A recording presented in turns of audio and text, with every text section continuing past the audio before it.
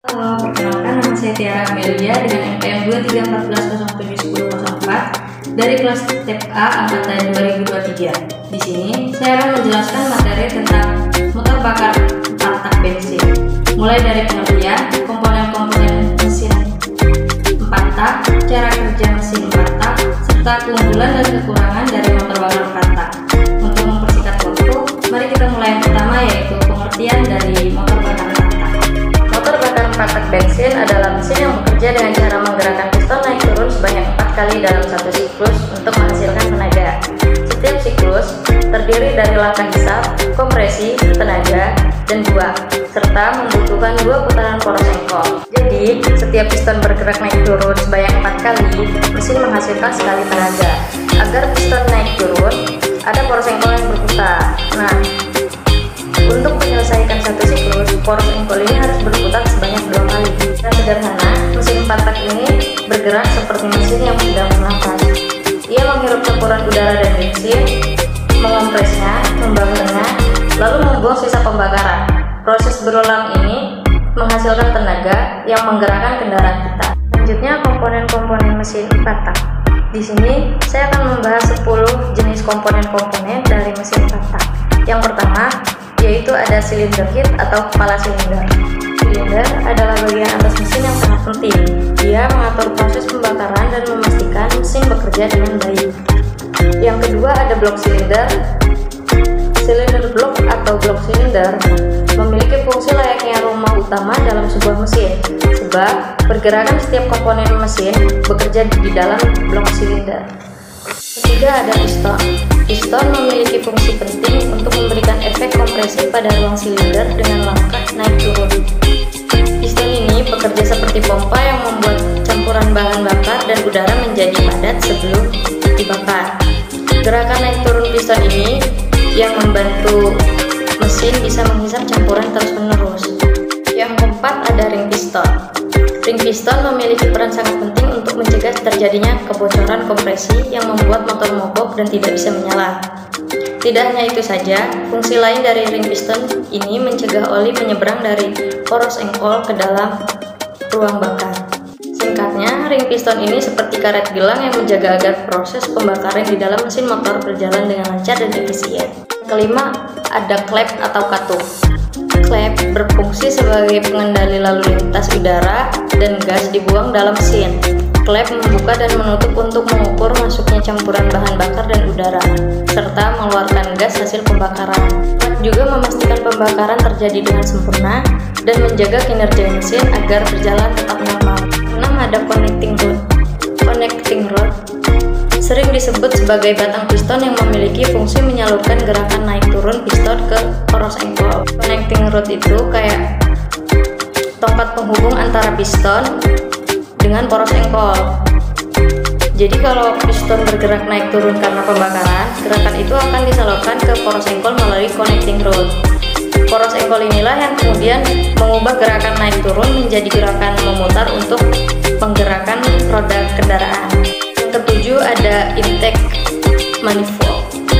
Intake manifold memiliki fungsi sebagai jalur penghubung dari karburator menuju saluran masuk mesin. Dengan begitu, mesin mendapatkan udara segar untuk melakukan pembakaran. Jadi, secara singkatnya itu, intake manifold adalah jalan untuk udara masuk mesin. Tanpa jalan ini, mesin tidak bisa mendapatkan udara segar yang dibutuhkan untuk bekerja. Kedelapan ada poros engkol. Poros engkol ini sering disebut sebagai crankshaft. Komponen ini digunakan untuk mengubah gerakan naik turun dari piston ke gerakan rotasi.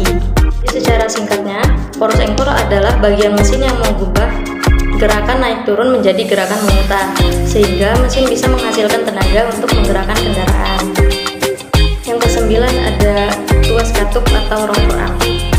Biasanya disebut rocker arm ini memiliki peran dan fungsi penting sebagai penekan katup agar dapat terbuka. Bayangkan katup ini itu seperti pintu yang harus dibuka dan ditutup agar proses pembakaran di dalam mesin bisa berjalan dengan lancar. Nah, rocker arm inilah yang bertugas untuk membuka dan menutup pintu tersebut. Terakhir ada bantalan aksial, timing chain, dan dudukan katup. Bantalan luncur aksial itu menjaga stabilitas poros engkol. Bayangkan poros engkol sebagai batang yang berputar di dalam mesin. Bantalan luncur aksial ini seperti bantalan yang menahan poros engkol agar tidak bergeser ke samping atau ke atas saat berputar dengan cepat. Jadi bantalan ini menjaga agar proses engkol tetap pada posisinya.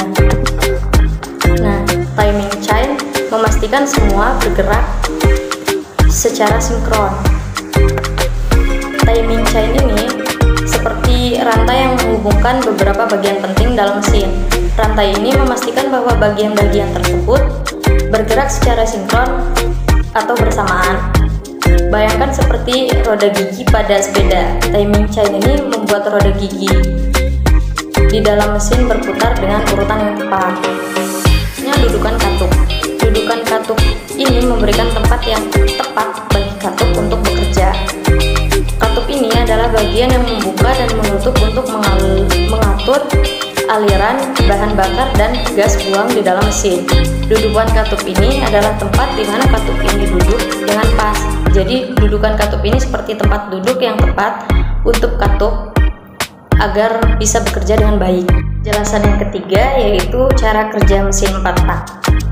Di cara kerja mesin 4 tak ini memiliki 4 langkah, yaitu yang pertama langkah hisap, terus yang kedua ada langkah kompresi, yang ketiga ada langkah usaha, dan yang keempat langkah buang.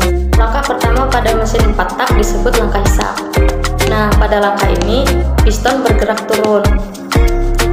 Ketika piston bergerak turun, ia seperti menciptakan ruang kosong di dalam silinder, ruang yang dimana piston itu bergerak. Nah, ruang kosong ini kemudian terisi oleh campuran udara dan bensin yang masuk melalui klep hisap. Nah, kenapa perlu campuran udara dan bensin? Campuran udara dan bensin ini nantinya akan dibakar di dalam silinder untuk menghasilkan tenaga. Langkah kedua yaitu langkah kompresi. Di langkah kompresi ini, setelah campuran udara dan bensin masuk ke dalam silinder pada langkah pertama, piston mulai bergerak naik. Kedua klep, yaitu klep masuk dan klep buang, menutup rapat. Jadi tidak ada udara dan bensin yang bisa masuk atau keluar. Karena piston naik, ruangan di dalam silinder itu menjadi sempit. Saat ruangan semakin sempit, tekanan campuran udara dan bensin di dalam silinder menjadi sangat tinggi. Ini seperti ketika kita menekan balon, semakin kita tekan, udara di dalam balon akan semakin padat dan tekanannya akan meningkat. Selain tekanan, suhu campuran udara dan bensin juga meningkat. Ini tuh mirip seperti saat kita memompa ban sepeda, ban akan terasa panas. Nah, mengapa langkah kompresi ini penting? Langkah kompresi ini sangat penting karena mempersiapkan pembakaran. Dengan tekanan dan suhu yang tinggi, campuran udara dan bensin siap untuk dibakar. Kemudian meningkatkan efisiensi. Kompresi yang baik akan membuat pembakaran lebih sempurna, sehingga menghasilkan tenaga yang lebih besar dan konsumsi bahan bakar yang lebih efisien. Singkatnya, pada lahan kompresi, campuran udara dan bensin di dalam silinder dimampatkan hingga tekanan dan suhunya meningkat sehingga siap untuk dibakar pada langkah berikutnya. Ketiga pada mesin 4 tak disebut langkah usaha atau langkah tenaga. Apa sih yang terjadi pada langkah ini? Yang terjadi pada langkah ini yaitu setelah campuran udara dan bensin dimampatkan pada langkah kedua, busi mempercikan api. Nah, api ini menyulut campuran bahan bakar sehingga terjadi ledakan kecil di dalam silinder. Ledakan ini menghasilkan tekanan yang sangat kuat, mendorong piston dari atas ke bawah. Maksudnya dari titik mati atas ke titik mati bawah. Gerakan piston yang terdorong ini memutar poros engkol. Nah, inilah saatnya mesin menghasilkan tenaga yang bisa menggerakkan roda kendaraan. Jadi pada intinya langkah ketiga ini adalah saat mesin menghasilkan tenaga. Ledakan kecil di dalam silinder mendorong piston turun. Gerakan piston memutar poros engkol dan menghasilkan tenaga. Dan kenapa langkah ini penting? Karena tanpa langkah ketiga, mesin tidak akan bisa menghasilkan tenaga untuk menggerakkan kendaraan. Ledakan yang terjadi pada langkah ini adalah sumber tenaga utama pada mesin motor bakar. Langkah keempat yaitu langkah buang. Pada proses ini, Setelah selesai mendorong piston ke bawah untuk menghasilkan tenaga, piston akan bergerak naik lagi ke atas. Saat piston naik ke atas, klep buang akan terbuka lebar. Klep buang ini seperti pintu kecil yang menghubungkan silinder dengan knalpot. Karena piston naik dan mendorong gas buang, maka gas buang yang panas dan kotor tersebut akan terdorong keluar dari silinder menuju knalpot. Setelah semua gas buang terdorong keluar, silinder akan menjadi kosong dan siap untuk memulai siklus berikutnya. Jadi intinya pada langkah buang ini seperti kita membersihkan ruangan setelah selesai digunakan. Gas buang yang merupakan hasil pembakaran dibuang agar silinder bersih dan siap untuk proses pembakaran berikutnya. Nah, kenapa sih harus dibuang? Agar tidak mengganggu pembakaran selanjutnya. Jika gas buang tidak dibuang, maka proses pembakaran berikutnya akan terganggu karena ada sisa pembakaran yang belum terbuang. Terus juga agar mesin tidak panas. Gas buang membawa panas dari hasil pembakaran. Jika tidak dibuang, mesin akan menjadi terlalu panas dan bisa merusak komponen-komponen di dalamnya. Terus juga yang terakhir, agar tidak mencemari lingkungan. Gas buang itu mengandung zat-zat berbahaya yang dapat mencemari udara. Oleh karena itu, gas buang harus dialirkan melalui filter atau peredam suara sebelum dibuang ke udara bebas. Selanjutnya yaitu keunggulan dan kekurangan motor bakar 4 tak. Keunggulan motor bakar 4 tak yaitu ada 3: efisiensi, emisi, dan ketahanan. Keunggulan yang pertama yaitu efisiensi. Pada motor bakar 4 tak ini memiliki efisiensi pembakaran yang lebih tinggi dibandingkan dengan motor bakar 2 tak. Karena mesin 4 tak itu lebih hemat bahan bakar. Jadi bensin yang kita pakai bisa lebih awet dibandingkan motor 2 tak. Karena cara mesin 4 tak membakar bensin lebih sempurna, jadi gak banyak bensin yang terbuang sia-sia. Terus yang kedua ada emisi. Menghasilkan emisi gas buang yang lebih rendah. Karena knalpot motor 4 tak itu lebih bersih. Artinya, motor 4 tak menghasilkan gas buang yang lebih sedikit dan gak terlalu mencemari lingkungan, jadi lebih ramah lingkungan. Yang ketiga itu ketahanan, memiliki umur pakai yang lebih lama. Mesin 4 tak itu lebih awet, bagian-bagian di dalam mesinnya lebih kuat dan tahan lama, sehingga gak sering rusak, jadi kita gak perlu sering-sering bawa motor kita ke bengkel. Kemudian, kekurangan motor bakar 4 tak. Kekurangan motor bakar 4 tak ini ada 2, yaitu kompleksitas dan efisiensi bahan bakar. Kompleksitas yaitu memiliki mekanisme yang lebih kompleks dibandingkan dengan motor 2 tak. Karena mesin 4 tak itu mempunyai bagian-bagian lebih banyak dan rumit dibandingkan mesin 2 tak. Bayangannya itu seperti puzzle. Mesin 4 tak punya puzzle yang banyak, yang lebih banyak dan susunannya lebih kompleks. Karena bagian-bagiannya banyak, kalau ada salah satu yang rusak, biasanya lebih sulit dan mahal untuk memperbaikinya. Terus yang kedua yaitu efisiensi bahan bakar. Umumnya memiliki konsumsi bahan bakar yang lebih tinggi dibandingkan dengan motor 2 tak. Meskipun di awal kita bahas kalau mesin 4 tak lebih hemat, tapi sebenarnya ada juga jenis mesin 4 tak yang konsumsi bahan bakarnya lebih boros dibandingkan mesin 2 tak. Ini biasanya tergantung dari teknologi dan desain mesinnya, jadi nggak semua mesin 4 tak itu lebih irit. Simpulan pada materi motor bakar 4 tak yaitu motor bakar 4 tak merupakan teknologi mesin yang terbukti handal dan efisien. Meskipun memiliki beberapa kekurangan, keunggulannya dalam hal efisiensi pembakaran, emisi yang lebih rendah, dan ketahanannya membuatnya menjadi pilihan yang populer untuk berbagai aplikasi. Mungkin itu saja yang bisa saya sampaikan mengenai motor bakar 4 tak. Kurang lebihnya saya mohon maaf, dan sampai jumpa pada materi video berikutnya. Bye.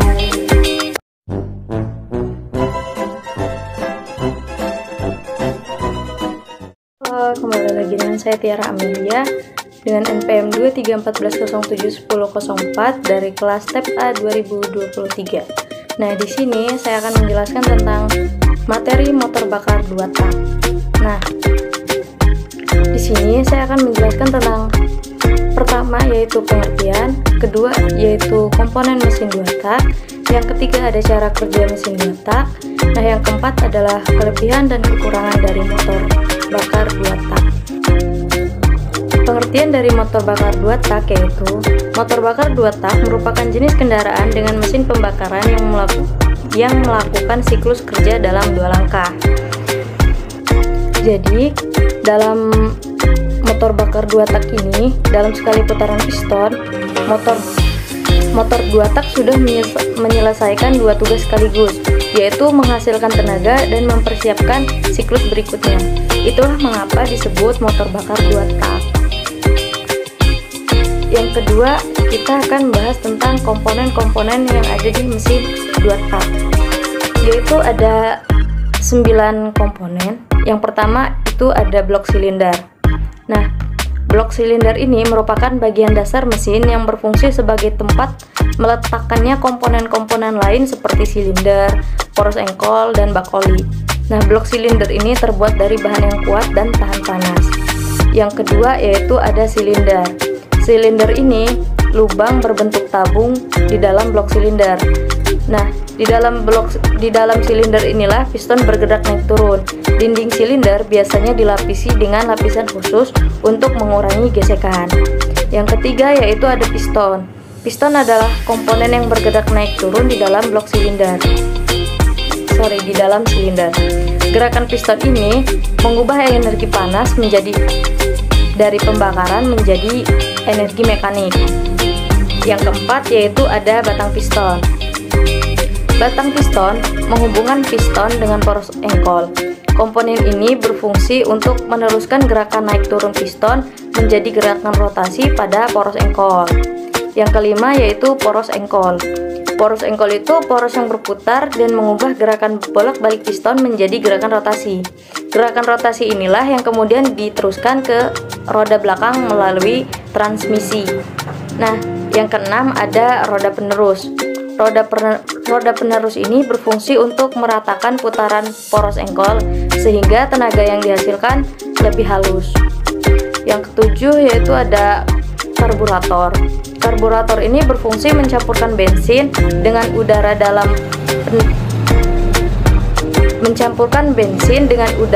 dalam perbandingan yang tepat sebelum masuk ke silinder untuk dibakar. Yang ke-8 ada busi. Busi ini berfungsi untuk menghasilkan bunga api listrik untuk membakar campuran bensin dan udara di dalam silinder. Yang ke-9 yaitu ada pukulan. Pukulan itu lubang pada dinding silinder yang berfungsi sebagai saluran masuk dan keluarnya campuran bahan bakar dan gas buang. Selanjutnya yaitu cara kerja. Motor bakar 2 tak bekerja dengan cara melakukan 2 langkah piston dalam satu siklus pembakaran. Yang pertama ada langkah hisap dan kompresi. Langkah hisap dan kompresi ini piston bergerak dari titik mati bawah ke titik mati atas. Pada langkah ini udara masuk melalui lubang udara di sekitar dinding silinder. Udara tersebut masuk karena adanya blower di saluran intake yang mendorong udara ke mesin. Selanjutnya, bahan bakar yang disuplai oleh karburator atau injektor dicampurkan dengan udara dan masuk ke ruangan pembakaran. Campuran udara dan bahan bakar ini kemudian dimampetkan. Yang kedua yaitu ada langkah pembakaran dan buang. Piston bergerak dari titik mati atas ke titik mati bawah. Pada langkah ini, busi mematik campuran udara dan bahan bakar sehingga terjadi pembakaran. Hasil pembakaran ini mendorong piston bergerak ke titik mati bawah. Saat piston hampir mencapai titik mati bawah, katup buang terbuka dan gas buang keluar. Selanjutnya itu kelebihan dan kekurangan dari motor bakar 2 tak. Kelebihannya yang pertama yaitu mesin 2 tak memiliki output tenaga yang lebih besar ketimbang mesin 4 tak. Kapasitas mesin 4 tak yang lebih besar dari 2 tak, namun dari sisi tenaga yang dihasilkan tidaklah lebih besar. Nah, yang kedua yaitu mesin 2 tak terkenal lebih responsif ketimbang mesin 4 tak. Hal ini terjadi karena mesin 2 tak hanya membutuhkan 2 langkah dalam satu siklus untuk menghasilkan tenaga, sedangkan mesin motor bakar 4 tak membutuhkan 4 langkah dalam satu siklus untuk menghasilkan tenaga.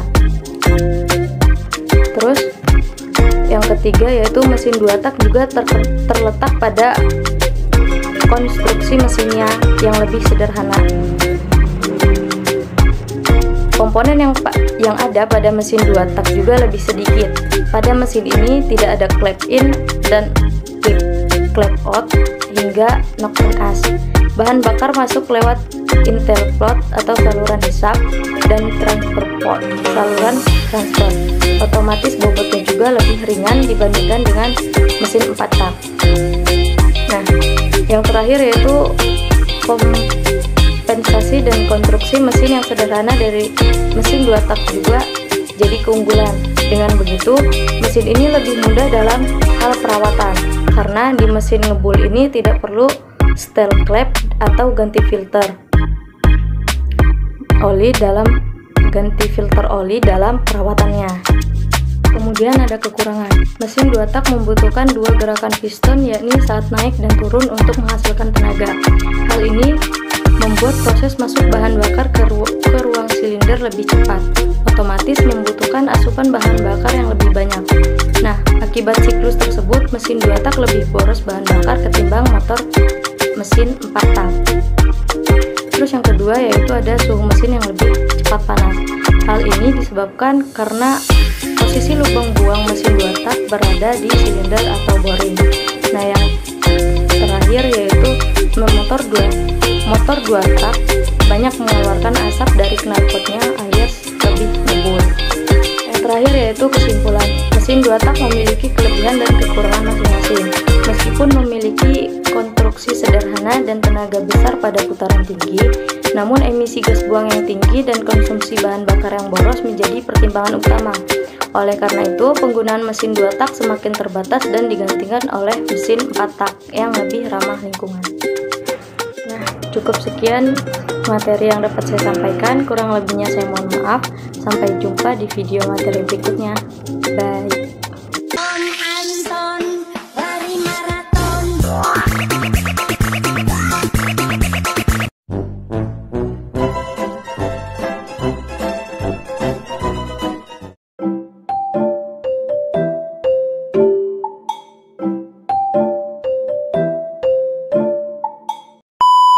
Halo, perkenalkan nama saya Tiara Amelia dengan NPM 2314071004 dari kelas TEP A angkatan 2023. Nah, di sini saya akan membahas materi tentang motor diesel 4 tak. Mulai dari pengertian, komponen-komponen yang ada pada mesin diesel 4 tak, kemudian cara kerja mesin diesel 4 tak, serta kekurangan dan kelebihan yang ada pada mesin diesel 4 tak. Langsung saja kita mulai. Yang pertama yaitu pengertian motor bakar 4 tak diesel. Yang pertama yaitu pengertian. Motor bakar adalah salah satu jenis mesin kalor, yaitu mesin yang mengubah energi termal untuk melakukan kerja mekanik atau mengubah tenaga kimia bahan bakar menjadi tenaga mekanis. Menurut bahan bakarnya, motor bakar dibagi menjadi 2, yaitu motor bakar bensin dan motor bakar diesel. Nah, motor bakar diesel disebut juga dengan mesin diesel adalah motor bakar pembakaran dalam yang menggunakan panas kompresi untuk menciptakan penyalaan dan pembakaran bahan bakar yang telah diinjeksikan ke dalam ruang bakar. Mesin ini tidak menggunakan busi seperti mesin bensin atau mesin gas. Mengapa pada mesin diesel ini tidak menggunakan busi? Karena proses pembakarannya mengandalkan panas yang dihasilkan dari kompresi udara. Suhu yang sangat tinggi ini membuat bahan bakar diesel terbakar secara spontan. Prinsip kerja ini juga membuat mesin diesel memiliki karakteristik yang berbeda dengan mesin bensin, seperti efisiensi yang lebih tinggi dan torsi yang lebih besar. Nah, yaitu ada komponen mesin 4 tak diesel. Komponen-komponen yang ada pada mesin 4 tak diesel yang akan kita bahas di sini ada 8, yaitu yang pertama blok silinder, yang kedua ada kepala silinder, yang ketiga ada crankshaft, yang keempat ada piston torak dan batang piston, yang kelima ada flywheel, yang keenam ada timing chain, yang ketujuh ada glow plug, yang kedelapan ada oil pan. Nah, langsung saja kita bahas yang pertama yaitu blok silinder. Blok silinder atau yang sering juga disebut dengan cylinder block merupakan komponen penting dalam rangkaian mesin mobil. Blok silinder juga merupakan komponen terbesar yang ada pada mesin kendaraan dan menjadi penopang atau dudukan untuk komponen mesin lainnya. Blok ini berfungsi sebagai kerangka utama yang menampung silinder-silinder tempat piston bergerak naik turun. Nah, material blok silinder biasanya terbuat dari besi cor atau aluminium yang dipilih berdasarkan pertimbangan kekuatan dan berat. Kualitas blok silinder ini sangat mempengaruhi kinerja mesin secara keseluruhan, mulai dari daya yang dihasilkan hingga efisiensi bahan bakar. Nah, kerusakan pada blok silinder juga dapat menyebabkan penurunan performa mesin, bahkan kerusakan komponen lainnya. Kedua yaitu ada kepala silinder. Kepala silinder merupakan komponen pada mesin pembakaran dalam kendaraan yang menempel di atas blok silinder dengan diikat oleh baut khusus. Salah satu peran kepala silinder mesin ini yaitu untuk menghasilkan tenaga mesin atau ruang pembakaran. Bahan dari komponen tersebut umumnya biasanya dari baja dan aluminium alloy. Nah, kepala silinder ini berfungsi sebagai pembakaran antara udara yang sudah dikompresi dengan bahan bakar. Pada komponen kepala silinder ini terdapat komponen lainnya seperti rocker arm, spring valve, camshaft, dan tangki pembakaran. Tiga yaitu ada crankshaft. Crankshaft atau poros engkol adalah salah satu komponen vital dalam mesin mobil yang berperan penting dalam konversi energi. Fungsi utama crankshaft yaitu untuk mengatur pergerakan naik turun piston dan menjadi tumpuan utama mesin sebagai poros penggeraknya. Pada komponen ini terdapat komponen lain seperti wake flange, crank journal, dan crankpin untuk mendukung mekanisme kerjanya. Yang keempat yaitu piston torak atau batang piston. Piston atau torak adalah komponen mesin yang berfungsi sebagai penekan udara masuk dan menerima tekanan hasil pembakaran di ruang bakar. Nah, batang piston adalah komponen mesin yang menghubungkan piston ke poros engkol. Batang piston mengubah gerakan linear piston menjadi gerakan rotasi poros engkol sehingga mesin bisa berputar. Nah, piston memiliki fungsi untuk mengatur volume silinder agar mesin kinerja dapat berjalan dengan baik. Sedangkan batang piston berfungsi sebagai penerus gerakan piston yang naik turun untuk disalurkan ke flywheel. Kelima yaitu ada flywheel. Flywheel adalah komponen berupa piring berat yang dipasang di ujung poros berputar. Peran flywheel yaitu untuk menyimpan energi melalui momentum rotasi serta melepaskan energi beban mekanik pada piston, sehingga stabilitas perputaran mesin dapat tetap terjaga. Nah, komponen flywheel ini berfungsi sebagai penyimpan torsi dan menghidupkan mesin dengan pergerakan gigi pada bagian luar flywheel. Dengan begitu, putaran pada mesin menjadi seimbang. Yang keenam yaitu ada timing chain. Timing chain atau rantai waktu adalah komponen penting dalam mesin mobil yang berfungsi untuk menghubungkan poros engkol dan poros knock agar berputar secara sinkron. Yang ketujuh ada glow plug. Glow plug atau busi pijar adalah komponen pada mesin diesel yang berfungsi untuk memanaskan ruang bakar agar mesin dapat menyala dengan mudah, terutama pada saat cuaca dingin. Nah, komponen ini tuh layaknya busi pada kendaraan bermesin bensin. Komponen ini mampu mengubah temperatur udara menjadi panas sehingga solar dapat dibakar dan menghasilkan tenaga.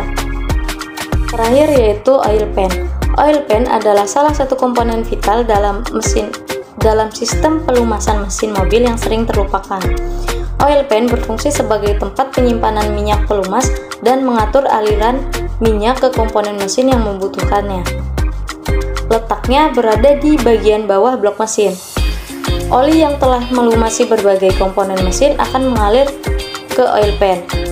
Selain sebagai tempat penampungan, oil pan juga berperan dalam menjaga siklus oli agar tetap lancar. Kerusakan pada oil pan dapat menyebabkan kebocoran oli dan berdampak buruk pada kinerja mesin. Oleh karena itu, penting untuk selalu memastikan kondisi oil pan secara berkala. Yang ketiga yaitu cara kerja. Cara kerja yang ada pada mesin diesel yaitu memiliki prinsip kerja perubahan energi dari energi panas kimiawi ke energi mekanis. Energi panas dihasilkan dengan adanya pembakaran antara solar dan udara bertemperatur tinggi. Hasil dari pembakaran tersebut akan menghasilkan sebuah daya ekspansi yang menggerakkan piston. Pada motor diesel, langkah kerjanya terjadi dalam 4 siklus. Yang pertama yaitu langkah hisap, yang kedua yaitu langkah kompresi, yang ketiga yaitu langkah usaha, yang keempat yaitu langkah buang. Nah, yang pertama langkah hisap, yaitu mesin menghisap udara bersih dari luar dan memasukkannya ke dalam ruang bakar. Udara ini nantinya akan dimampatkan. Nah, yang kedua yaitu ada langkah kompresi. Udara yang masuk ke dalam ruang bakar kemudian dimampatkan oleh piston. Saat dimampatkan, udara menjadi sangat panas. Nah, yang ketiga yaitu ada langkah usaha. Setelah udara sangat panas, bahan bakar diesel disemprotkan ke dalam ruang bakar. Nah, karena udara yang sangat panas, bahan bakar diesel akan langsung terbakar dengan sendirinya, tanpa perlu percikan api dari busi seperti pada mesin bensin. Nah, ledakan dari pembakaran ini mendorong piston ke bawah. Yang keempat yaitu langkah buang. Setelah pembakaran, sisa pembakaran berupa gas buang akan dikeluarkan dari mesin melalui knalpot. Nah, yang terakhir yaitu kita akan membahas tentang kelebihan dan kekurangan pada mesin petak diesel. Kelebihan yang pertama yaitu torsi besar pada putaran rendah. Maksudnya, motor diesel memiliki tenaga yang responsif sejak putaran awal, sangat cocok untuk membawa beban berat atau tanjakan. Nah, kelebihan yang kedua yaitu efisiensi bahan bakar dan usia pakai mesin lebih panjang. Maksud dari efisiensi bahan bakar yaitu diesel memiliki kandungan energi yang lebih tinggi per liter dibandingkan dengan bensin. Akibatnya, motor diesel itu umumnya lebih irit bahan bakar, terutama untuk penggunaan jarak jauh atau dengan beban berat. Nah, usia pakai mesin lebih panjang yaitu komponen mesin diesel umumnya lebih kuat dan tahan lama dibandingkan dengan mesin bensin. Dengan perawatan yang baik, mesin diesel dapat bertahan lebih lama. Nah, yang terakhir yaitu harga jual kembali lebih stabil. Motor diesel memiliki cenderung harga jual kembali yang lebih stabil dibandingkan dengan motor bensin, terutama untuk jenis kendaraan komersial atau niaga. Dari kelebihan itu tadi, kekurangan pada mesin petak diesel yang pertama yaitu harga beli awal lebih mahal. Motor diesel ini biasanya memiliki harga jual awal yang lebih tinggi dibandingkan motor bensin dengan kapasitas mesin yang sama. Nah, yang kedua yaitu ada emisi gas buang dan suara mesin lebih bising. Meskipun emisi diesel telah banyak ditingkatkan, namun secara umum masih menghasilkan emisi nitrogen oksida dan partikulat yang lebih tinggi dibandingkan dengan mesin mobil. Nah, mengapa suara mesin lebih bising? Karena pada proses pembakaran ledakan lebih kuat dan injeksi bahan bakar. Itulah mengapa suara mesin lebih bising. Nah, yang terakhir yaitu perawatannya yang lebih rumit. Mesin diesel memiliki sistem injeksi bahan bakar yang lebih kompleks dan sensitif dibandingkan dengan mesin bensin. Perawatannya pun membutuhkan keahlian khusus. Kesimpulan pada materi mesin 4 tak diesel yaitu mesin diesel adalah pilihan yang baik untuk kendaraan yang membutuhkan tenaga besar dan efisiensi bahan bakar seperti truk, bus, dan alat berat. Namun, suara bising dan emisi yang lebih tinggi adalah hal yang perlu dipertimbangkan lagi. Sekian video pemaparan materi tentang mesin 4 tak diesel. Kurang lebihnya saya mohon maaf. Sampai jumpa pada video pemaparan materi saya berikutnya. Bye-bye.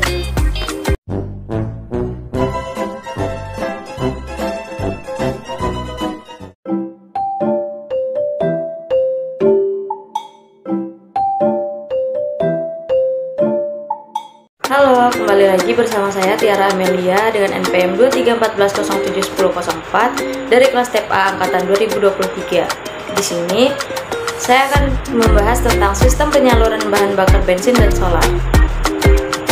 Jadi yang pertama yaitu kita akan membahas tentang sistem penyaluran bahan bakar bensin. Nah, sistem penyaluran bahan bakar bensin adalah cara kerja kendaraan untuk mengalirkan bensin dari tangki ke mesin sehingga bahan bakar bisa dibakar dan menghasilkan tenaga. Nah, tujuan utama dari sistem ini itu untuk memastikan mesin mendapatkan campuran bensin dan udara yang ideal supaya kendaraan itu bisa beroperasi dengan efisien dan menghasilkan emisi yang rendah.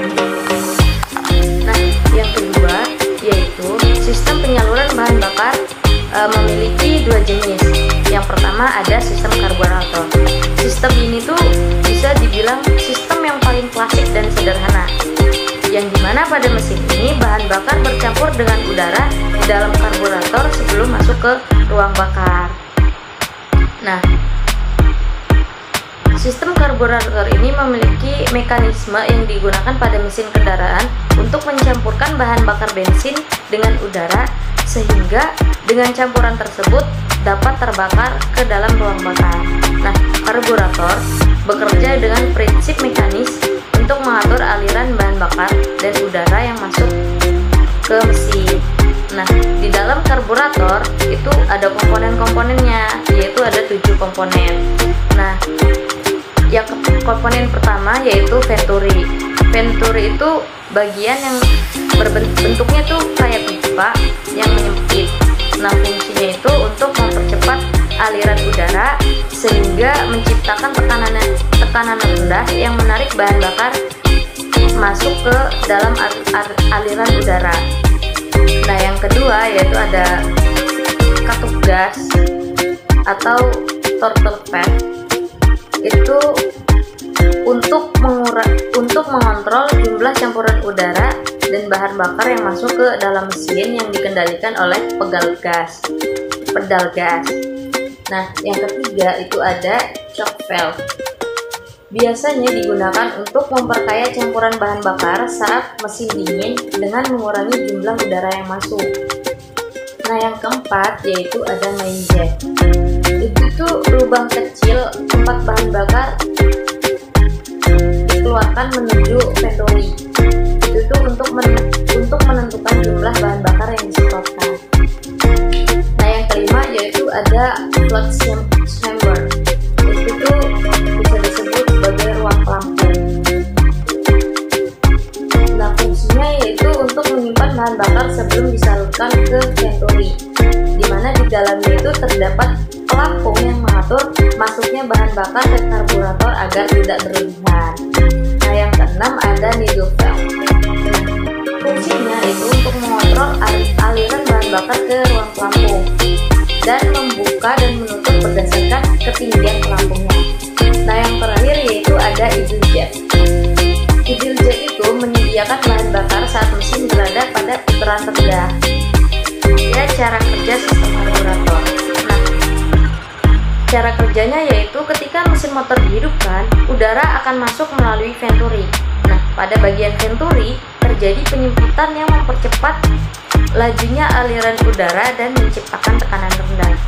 Nah, di saat tekanan rendah di venturi tersebut menarik bahan bakar dari ruang pelampung melalui main jet ke dalam aliran udara. Nah, bahan bakar tersebut kemudian bercampur dengan udara di dalam venturi. Setelahnya, throttle pad mengatur seberapa banyak campuran udara dan bahan bakar yang masuk ke ruang bakar. Nah, ketika pedal gas diinjak, katup ini terbuka lebih lebar sehingga lebih banyak campuran masuk dan menghasilkan tenaga yang lebih besar. Nah, ketika mesin masih dingin, shock valve akan menutup bagian aliran udara sehingga lebih banyak bahan bakar masuk untuk membantu menghidupkan mesin.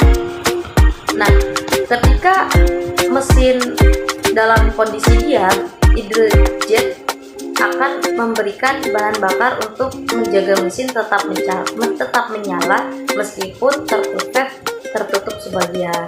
Nah, dengan sistem ini karburator secara mekanis mengatur jumlah udara dan bahan bakar yang dibutuhkan oleh mesin sesuai dengan kondisi dan kebutuhan mesin saat beroperasi.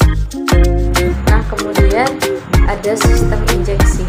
Sistem ini bisa dikatakan teknologi yang lebih modern karena pada saat ini kebanyakan produk motor menggunakan sistem injeksi. Nah, sistem ini digunakan untuk mengalirkan bahan bakar ke dalam kendaraan secara lebih efisien dan terkontrol. Sistem ini mengandalkan injektor untuk menyemprotkan bahan bakar. Nah, di dalam injeksi itu memiliki komponen-komponen. Komponen yang pertama yaitu ada injektor. Nah, injektor ini berfungsi untuk menyemprotkan bahan bakar dalam bentuk kabut halus ke dalam ruang bakar. Nah, yang kedua yaitu ada pompa bahan bakar. Nah, pompa bahan bakar ini berfungsi untuk memompa bahan bakar dari tangki menuju ke rail bakar. Tekanan yang dihasilkan oleh pompa ini sangat penting untuk memproses atomisasi bahan bakar. Nah, yang ketiga yaitu ada sensor. Sensor itu digunakan untuk mengukur berbagai parameter seperti suhu udara masuk, tekanan udara masuk, posisi torque, dan lain-lain. Nah, data-data dari sensor inilah yang digunakan oleh ECU untuk menghitung jumlah bahan bakar yang dibutuhkan. Nah, yang terakhir yaitu ada ECU, Engine Control Unit. Itu tuh berfungsi untuk menerima data dari berbagai sensor yang kemudian memproses data tersebut dan memberikan perintah ke injektor untuk mengatur jumlah dan waktu semprotan bahan bakar. Nah, kemudian yaitu cara kerja sistem injeksi bahan bakar. Nah, itu tuh dimulai dari sensor yang mengukur kondisi mesin kayak suhu, tekanan udara, terus posisi turtle dan kecepatan mesin. Nah, data dari sensor-sensor itu kemudian dikirimkan ke Electronic Control Unit yang bertindak sebagai otak sistem. Nah, ECU ini memproses data tersebut untuk menentukan jumlah bahan bakar yang dibutuhkan pada setiap kondisi mesin. Nah, setelah ECU menghitung jumlah bahan bakar yang diperlukan, ECU mengirimkan sinyal ke injektor untuk menyemprotkan bahan bakar ke ruang bakar atau saluran intake. Nah, kemudian injektor akan membuka katupnya dalam waktu yang sangat singkat untuk menyemprotkan bahan bakar dengan tekanan tinggi yang menghasilkan atomisasi bahan bakar yang baik untuk pembakaran yang efisien. Nah, seluruh proses ini berlaku secara cepat dan otomatis yang memaksimalkan campuran bahan bakar dan udara agar tetap ideal untuk pembakaran yang optimal, sehingga mesin dapat bekerja dengan lebih efisien dan memberikan tenaga yang lebih baik dan mengurangi emisi gas buang. Nah, kemudian kelebihan dan kekurangan sistem penyaluran bahan bakar bensin. Kelebihan dari sistem karburator yang pertama yaitu sederhana dan mudah diperbaiki. Karburator itu memiliki komponen yang lebih sederhana sehingga lebih mudah dipahami dan diperbaiki, serta memiliki biaya perawatan yang lebih mudah. Nah, yang kedua itu mudah untuk dimodifikasi. Karburator dapat dimodifikasi untuk meningkatkan performa mesin, terutama dalam aplikasi balap atau khusus. Nah, kelebihan yang kedua yaitu kelebihan dari sistem injeksi. Nah, kelebihannya yaitu yang pertama efisiensi bahan bakar. Sistem injeksi lebih efisien dalam menggunakan bahan bakar karena injektor menyemprotkan bahan bakar secara presisi sesuai dengan kebutuhan mesin. Nah, yang kedua yaitu emisi gas. Proses pembakaran yang lebih optimal dibandingkan dengan karburator untuk menghasilkan emisi gas buang yang lebih rendah, serta mendukung standar lingkungan yang lebih baik. Terus yang ketiga ada responsif. Mesin ini dapat merespon lebih cepat terhadap perubahan dalam pengendalian seperti akselerasi dan beban mesin berkat pengaturan lebih baik dari ECU. Terus ada kekurangan. Pada yang pertama yaitu sistem karburator. Kekurangan sistem karburator yang pertama yaitu kurang efisien. Karburator itu cenderung kurang efisien dalam mencampurkan bahan bakar dan udara, sehingga penggunaan bahan bakarnya itu lebih boros. Terus yang kedua itu emisinya tinggi. Campuran yang tidak terlalu optimal dalam menghasilkan emisi gas buang yang lebih tinggi dibandingkan dengan sistem injeksi. Nah, yang ketiga yaitu tidak responsif. Respon mesin terhadap perubahan kondisi seperti akselerasi cepat bisa lebih lambat, membuat performanya kurang optimal dibandingkan dengan sistem injeksi. Nah, kemudian kekurangan pada sistem injeksi. Kekurangan yang pertama yaitu kompleksitas tinggi. Sistem injeksi itu memiliki komponen yang lebih rumit dan membutuhkan peralatan khusus serta keahlian untuk perawatan dan perbaikannya. Nah, yang kedua yaitu biaya perawatan. Komponen seperti injektor dan ECU lebih mahal dan sulit diperbaiki jika mengalami kerusakan yang dapat meningkatkan biaya perawatan keseluruhan. Nah, itulah kelebihan dan kekurangan dari sistem penyaluran bahan bakar bensin. Nah, selanjutnya kita akan masuk ke pembahasan kedua yaitu sistem penyaluran bahan bakar solar. Nah, sistem penyaluran bahan bakar solar adalah mekanisme yang bertugas untuk menghasilkan bahan bakar solar dari tangki ke ruang bakar pada mesin diesel. Nah, sistem ini bekerja dengan menggunakan pompa tekanan yang tinggi yang menyalurkan bahan bakar ke injektor, kemudian menyemprotkan solar ke ruang bakar dengan tekanan tinggi. Nah, dalam mesin diesel, bahan bakar solar dinyalakan oleh panas yang dihasilkan dari kompresi udara di dalam silinder. Nah, ada 7 komponen utama pada sistem ini. Yang pertama yaitu sistem tangki bakar. Nah, sistem tangki bakar yaitu tempat terjadinya penyimpanan bahan bakar, di mana dilengkapi dengan filter kasar untuk menyaring kotoran. Kemudian yang kedua yaitu pompa bahan bakar. Nah, pompa bahan bakar berfungsi untuk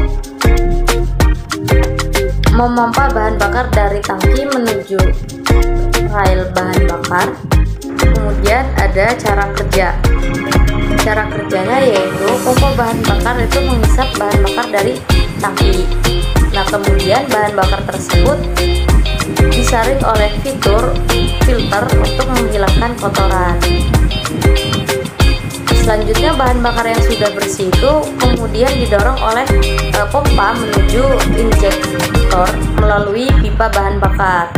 Nah, tekanan bahan bakar diatur oleh pompa agar sesuai dengan kebutuhan mesin. Terus injektor akan menyemprotkan bahan bakar solar ke dalam ruang bakar pada saat yang tepat sesuai dengan sinyal dari ECU. Nah, semprotan bahan bakar itu harus halus dan merata agar pembakarannya optimal. Nah, bahan bakar yang sudah disemprotkan akan terbakar bersama dengan udara yang telah dikompresi di dalam ruang bakar. Nah, energi panas dari pembakaran akan mendorong piston untuk menghasilkan tenaga mekanik. Nah, kemudian kelebihan dan kekurangan sistem penyaluran bahan bakar solar. Kelebihannya yaitu efisiensi pembakaran. Nah, di dalam efisiensi pembakaran ini ada dua, yaitu rasio kompresi tinggi, di mana mesin diesel memiliki rasio kompresi yang lebih tinggi dibandingkan mesin bensin. Hal ini memungkinkan pembakarannya yang lebih sempurna sehingga memaksimalkan energi yang dihasilkan dari setiap tetes bahan bakar. Yang kedua yaitu ada injeksi bahan bakar presisi. Sistem injeksi bahan bakar pada mesin diesel ini modern, sangat presisi, sehingga bahan bakar disemprotkan pada waktu dan tekanan yang tepat. Hal ini memastikan pembakaran optimal dan meminimalkan emisi. Nah, yang kedua yaitu ada torsi tinggi. Tekanan mesin diesel menghasilkan torsi yang sangat besar pada putaran rendah. Hal ini membuat mesin diesel itu sangat responsif dan bertenaga, terutama pada saat membawa beban berat atau menanjak. Nah, yang ketiga yaitu ada konsumsi bahan bakar yang rendah. Seperti yang telah disebutkan, efisiensi pembakaran yang tinggi pada mesin diesel membuat konsumsi bahan bakar lebih rendah dibandingkan mesin bensin dengan tenaga yang sama. Terus yang terakhir adalah emisi partikel yang lebih rendah. Mesin diesel modern itu dilengkapi dengan DPF yang berfungsi untuk menangkap partikel jelaga hasil pembakaran. Hal ini secara signifikan mengurangi emisi partikel berbahaya. Terus juga sistem injeksi yang presisi membantu mengurangi emisi nitrogen oksida. Nah, kemudian yaitu ada kekurangan yang pertama yaitu biaya awal yang tinggi. Nah, seperti yang telah disebutkan sebelumnya, kendaraan diesel umumnya memiliki harga jual yang lebih tinggi dibandingkan dengan kendaraan bensin dengan signifikan yang sama. Hal ini disebabkan oleh kompleksitas teknologi yang digunakan dan biaya produksinya yang mahal. Nah, komponen mesin diesel umumnya memiliki harga yang lebih mahal sehingga pada biaya perawatan jangka panjangnya juga cenderung lebih tinggi. Nah, yang kedua yaitu ada kompleksitas sistem. Sistem injeksi bahan bakar pada mesin diesel itu lebih kompleks dibandingkan dengan mesin bensin. Hal ini membuat proses dan perbaikan menjadi lebih rumit dan membutuhkan keahlian khusus. Mesin diesel juga lebih modern yang dilengkapi dengan berbagai teknologi seperti DPF atau Diesel Particle Filter dan SCR, yaitu Selective Catalytic Reduction yang mengurangi emisi. Nah, teknologi ini menambahkan kompleksitas sistem dan meningkatkan biaya perawatan. Terus juga ada kualitas yang ketiga yaitu ada kualitas bahan bakar. Nah, mesin diesel sangat sensitif terhadap kualitas bahan bakar. Penggunaan bahan bakar solar yang tidak sesuai dengan spesifikasi dapat menyebabkan kerusakan pada injektor, pompa bahan bakar dan komponen mesin lainnya. Ketersediaan bahan bakar solar yang berkualitas tinggi mungkin terbatas di beberapa daerah, terutama di pedesaan. Terus yang keempat yaitu ada suara dan getaran. Proses pembakaran pada mesin diesel itu menghasilkan suara yang lebih kasar dan lebih bising dibandingkan dengan mesin bensin.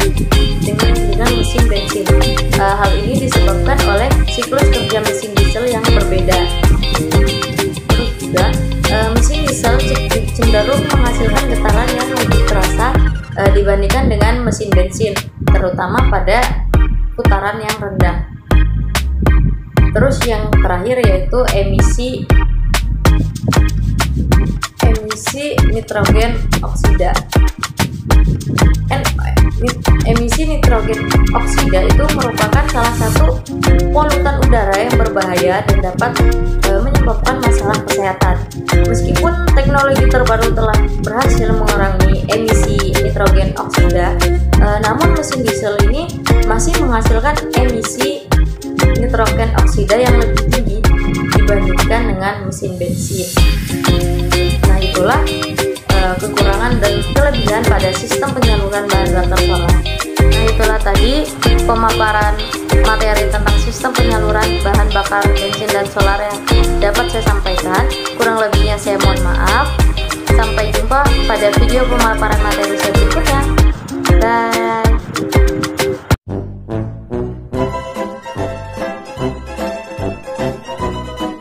Halo, perkenalkan nama saya Tiara Amelia dengan NPM 2314071004 dari kelas TEP A angkatan 2023. Nah, di sini saya akan menjelaskan materi tentang sistem kelistrikan dan sistem pendinginan pada kendaraan.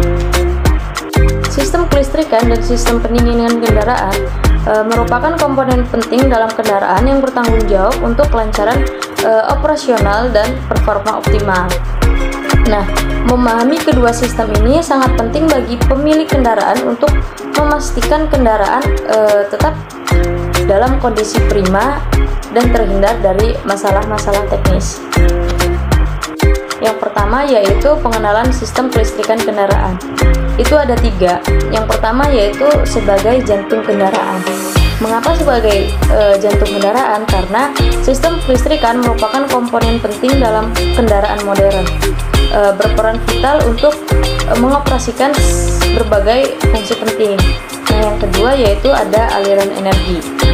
Aliran energi ini merupakan sistem yang bertanggung jawab untuk menyalakan mesin, mengontrol sistem penerangan, dan mengaktifkan fitur elektronik lainnya.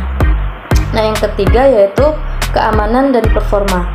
Keberhasilan sistem kelistrikan itu sangat penting untuk menjamin keamanan dan performa optimal kendaraan. Nah, yang kedua yaitu komponen kunci sistem kelistrikan. Itu ada 4. Yang pertama yaitu ada baterai. Baterai ini sebagai energi utama dalam sistem kelistrikan yang menyimpan energi listrik untuk menghidupkan mesin dan mengaktifkan komponen elektronik saat mesin mati. Nah, yang kedua yaitu ada alternator. Nah, alternator ini menghasilkan energi listrik untuk mengisi baterai dan memasok energi ke komponen elektronik saat mesin menyala. Nah, yang ketiga yaitu ada starter motor. Starter motor ini bertugas untuk memutar mesin untuk menyalakannya, yang mengubah energi listrik menjadi energi mekanis. Nah, yang keempat yaitu ada sistem pengapian yang terdiri dari lilin busi. Nah, kumparan pengapian dan sistem pengatur waktu yang berperan dalam memicu pembakaran bahan bakar di ruang bakar. Nah, yang ketiga yaitu ada prinsip kerja sistem pengisian dan sistem penyalaan. Yang pertama yaitu ada sistem pengisian. Sistem pengisian ini bertanggung jawab untuk mengisi baterai kendaraan dengan energi listrik. Jadi dari listrik kita salurkan ke baterai. Nah, alternator mengubah energi mekanis dari mesin menjadi energi listrik. Nah, kemudian mengisi baterai dan memasok energi ke komponen elektronik lainnya. Yang kedua yaitu ada sistem penyalaan. Pada sistem penyalaan ini memicu pembakaran bahan bakar di ruang bakar mesin.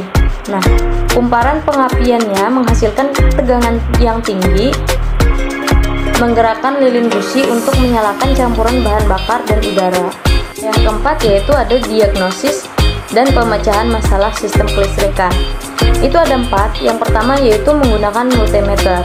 Nah, multimeter ini adalah alat untuk mengukur tegangan, arus, dan resistansi untuk mengidentifikasi masalah pada komponen kelistrikan. Nah, yang kedua ada scanner. Scanner ini membaca kode kesalahan dari komputer kendaraan untuk memberikan informasi tentang multifungsi sistem kelistrikan. Nah, yang ketiga yaitu ada pemeriksaan visual. Nah, pada pemeriksaan visual ini yaitu pemeriksaan kabel, konektor, dan komponen kelistrikan secara visual untuk mengidentifikasi kerusakan atau korosi. Nah, yang keempat yaitu ada pengujian komponen. Nah, pada pengujian komponen ini menggunakan alat khusus seperti alternator, starter, dan sensor. Nah, yang kelima yaitu ada konsep dasar sistem pendinginan kendaraan. Itu juga ada 4. Yang pertama yaitu untuk mencegah overheating. Nah, untuk mencegah overheating ini, sistem pendinginan dibuat untuk menjaga suhu mesin agar tetap optimal dan mencegah overheating yang dapat menyebabkan kerusakan serius. Nah, yang kedua yaitu sirkuit pendingin. Cairan pendingin bersirkulasi melalui mesin, menyerap panas dari komponen yang panas dan kemudian dilepaskan ke radiator. Nah, yang ketiga ada radiator. Radiator ini berfungsi sebagai penukar panas, melepaskan panas dari cairan pendingin ke udara. Nah, yang keempat yaitu ada kipas pendingin. Nah, kipas pendingin ini berfungsi untuk membantu mengalirkan udara melalui radiator untuk meningkatkan efisiensi pendinginan. Nah, yang keenam yaitu ada komponen utama sistem pendinginan. Nah, yang pertama yaitu cairan pendinginan. Cairan pendinginan ini bersirkulasi melalui mesin, menyerap panas dari komponen yang panas. Nah, yang kedua yaitu pompa air.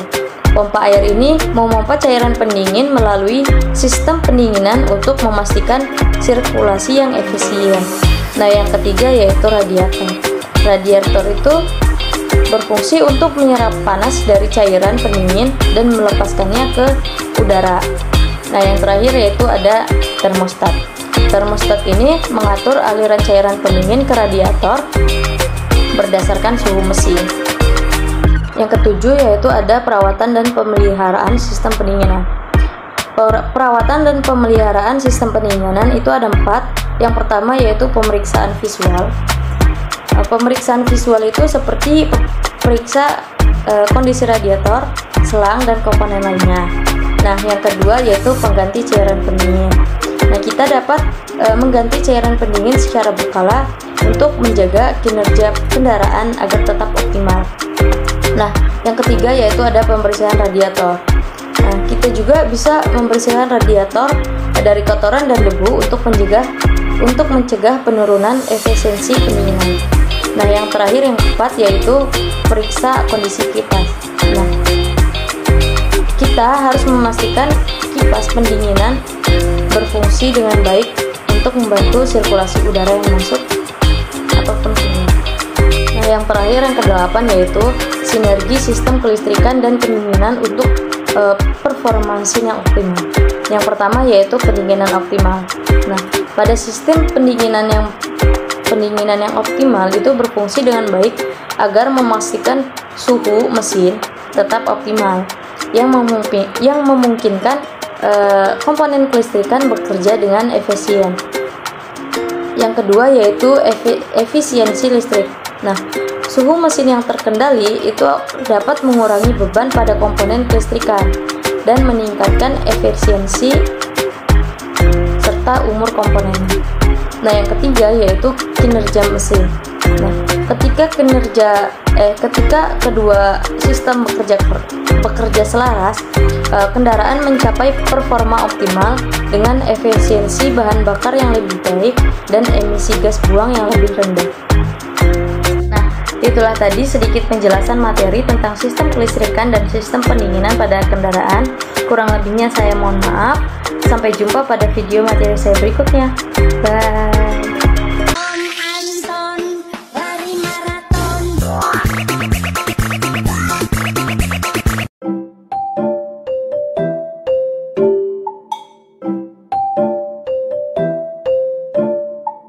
Halo, perkenalkan nama saya Tiara Amelia dengan NPM 234107004 dari kelas TEP A angkatan 2023. Jadi, di sini saya akan membahas tentang sistem transmisi dan pelumasan. Langsung saja yang pertama yaitu sistem transmisi. Nah, transmisi merupakan sistem mekanis yang menghubungkan mesin dengan roda penggerak kendaraan. Fungsinya tidak hanya sekedar menyalurkan tenaga, namun juga berperan dalam mengubah rasio tenaga dan kecepatan. Dengan transmisi, kendaraan dapat berakselerasi dengan cepat, melaju dengan kecepatan konstan, atau mengatasi tanjakan dengan mudah. Komponen utama transmisi meliputi kopling, gearbox, poros, propeller, dan diferensial. Selanjutnya yang kedua yaitu ada jenis-jenis transmisi. Nah, jenis-jenis transmisi ini ada 5. Yang pertama yaitu transmisi manual. Transmisi manual ini memberikan kendali penuh kepada pengemudi dalam memilih gigi parseling. Yang kedua yaitu ada transmisi otomatis. Transmisi otomatis ini memungkinkan perpindahan gigi secara otomatis tanpa perlu menginjak pedal kopling. Nah, yang ketiga yaitu ada transmisi CVT, Continuously Variable Transmission, yaitu menggunakan 2 pali yang dapat mengubah diameternya secara terus-menerus sehingga rasio gigi dapat berubah secara halus. Keempat yaitu ada transmisi DCT, Dual Clutch Transmission, memiliki 2 kopling yang bekerja secara bergantian sehingga perpindahan gigi menjadi sangat cepat dan halus.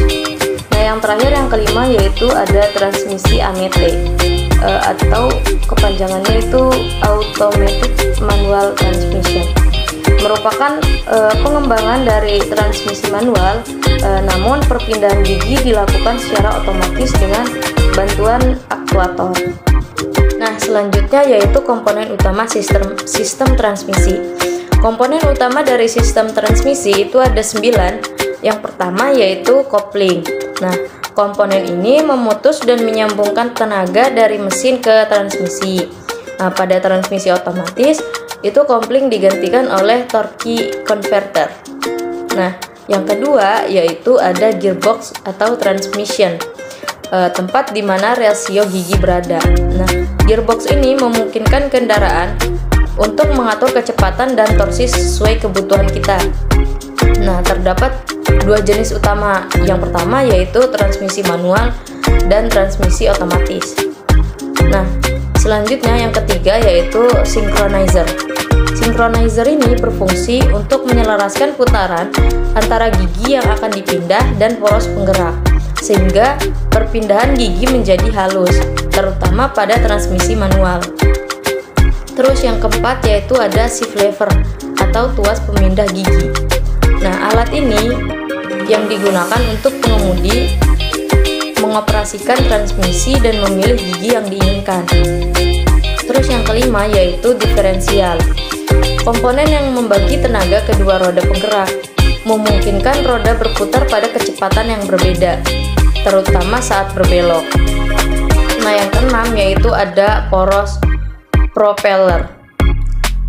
Pada kendaraan penggerak roda belakang, poros ini mentransfer tenaga dari transmisi ke diferensial.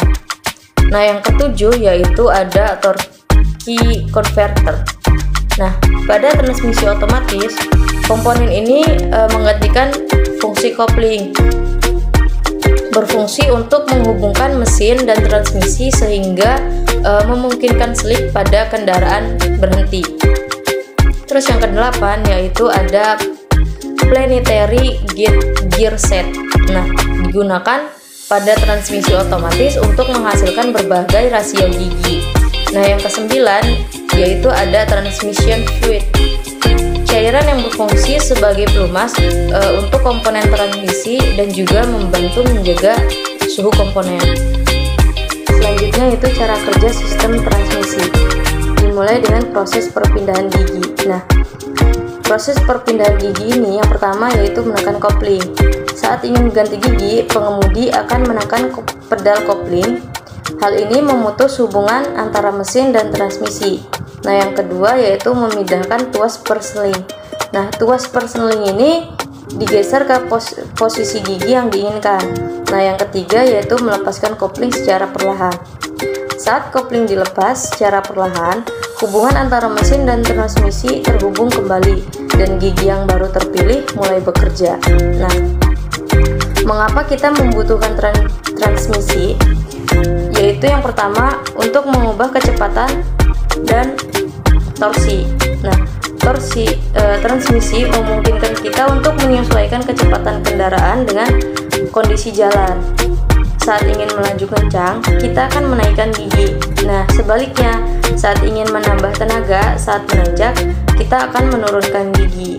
Nah, yang kedua yaitu memutuskan hubungan antara mesin dan roda. Nah, saat kopling ditekan, hubungan antara mesin dan roda terputus sementara. Nah, ini memungkinkan kita untuk mengganti gigi atau menghentikan kendaraan tanpa mematikan mesin kendaraan. Pembahasan yang kedua yaitu pelumasan. Pelumasan adalah proses pemberian lapisan tipis zat pelumas pada permukaan dua benda yang saling bergesekan. Tujuan utama dari pelumasan ini adalah untuk mengurangi gesekan, keausan, dan panas yang dihasilkan akibat gesekan tersebut.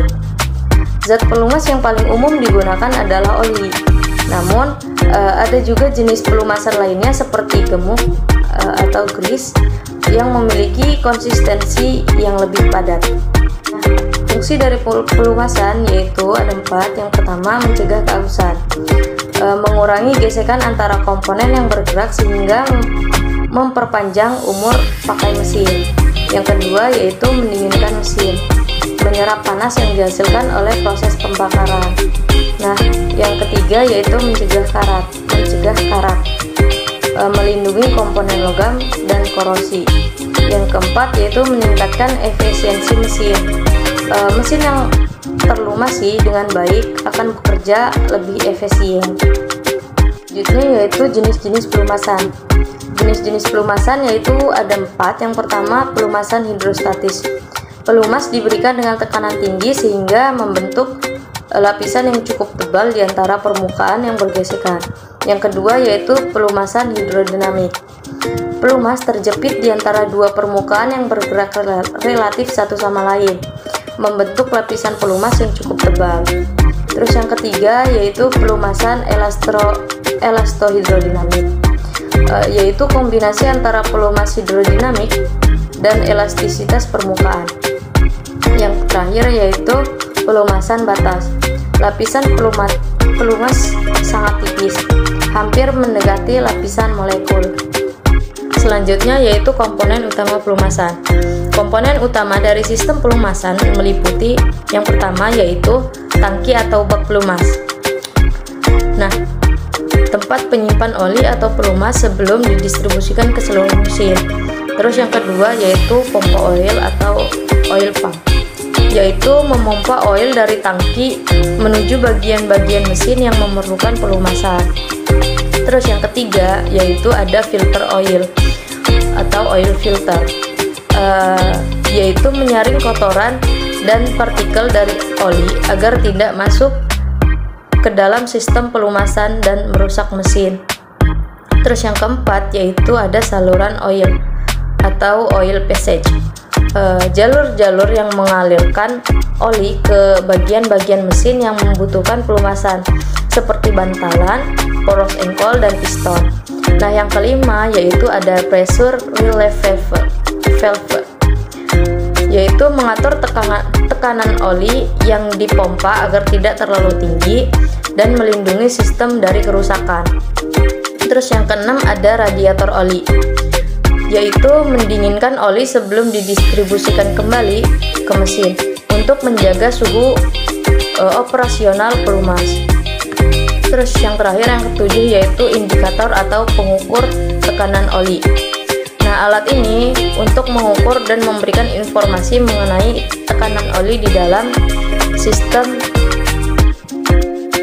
Kemudian yang terakhir yaitu tanda-tanda pelumasan bekerja dengan baik. Yang pertama yaitu suara mesin halus. Mesin yang terlumasi dengan baik akan menghasilkan suara yang halus dan tidak berisik.